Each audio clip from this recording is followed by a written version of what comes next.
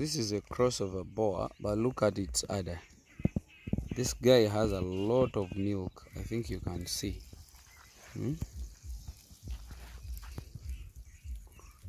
It produced, but it has a lot of milk. I think you can see this.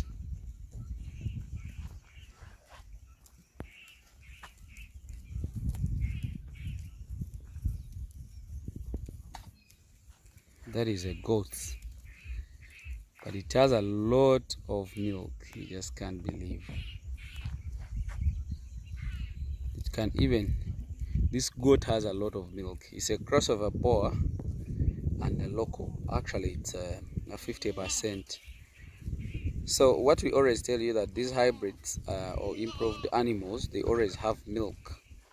So they are made in all to have the meat and also to have the milk. You see, it produced yesterday, but the stomach as if it has not produced. And when you look at the milk, it's too much, so you don't expect a kid to die.